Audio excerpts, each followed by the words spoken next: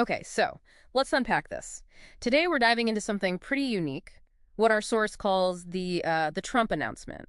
Right. And if you're coming to this expecting, a standard policy briefing Well, or just a regular press conference, yeah, you might be missing the deeper layer here. exactly. The source offers this really analytical framework. It's fascinating, actually. The argument is these events, they're not just political gatherings. The source calls them a political sacrament. The sacrament, wow. Yeah, like a carefully staged piece of political theater. Mm-hmm. Think reality TV meets pro wrestling meets maybe even a megachurch revival. Okay. And the key takeaway, really, is that the performance is the main event, the content itself. It's often there, but it kind of serves the ritual. That's a powerful way to frame it, seeing it as a sacrament, not just another rally. So if the performance is everything, how does the source break that down? What are the elements that make this ritual work? Well, let's start with the setting. Our mission here is to deconstruct this, understand its real purpose, so the stage. Exactly. The source points to the venue choice, often Mar-a-Lago, Okay. and it's described pretty vividly as the Versailles of a tabloid king. Huh. But it's not just about looking rich, it's strategic.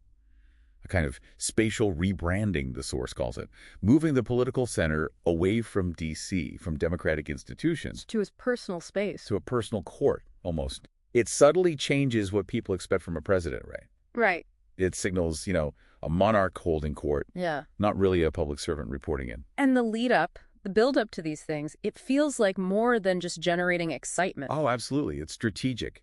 Those cryptic, big announcement coming posts. Yeah, Truth Social. The source argues they're designed for total narrative dominance. It's not just buzz. How does that work, though? How does it manipulate the media, practically speaking? Well, it basically forces the entire media machine to speculate. It sucks all the oxygen out of other news. Making him the center of everything. He becomes the gravitational center, yeah. So by the time he actually walks out, the world's already watching. And that entrance, Slow, deliberate. very, often with music, like Lee Greenwood's God Bless the USA, Yeah.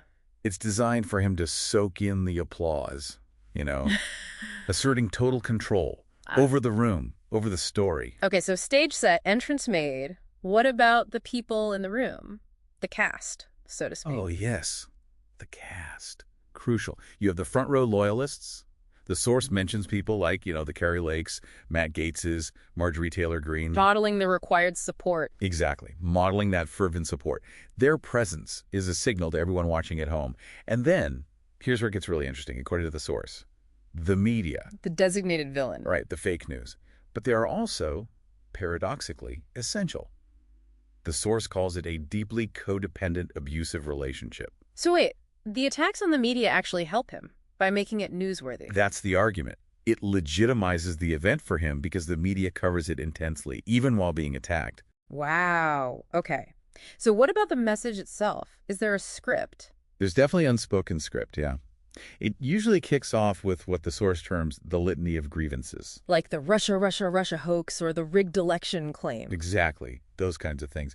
And this isn't just like venting. Yeah. It's about building this powerful sense of shared victimhood. Creating a collective us with his base. Precisely. And the actual announcement, often it's buried way down in the speech. It feels almost like a power move, Yeah. making people wait. And what about those moments that feel unscripted? The tangents, the riffs? Oh, they were so important. The source highlights these, the off-script bits, Yeah. new nicknames he coins, random thoughts complaining about, like, water pressure. Yeah.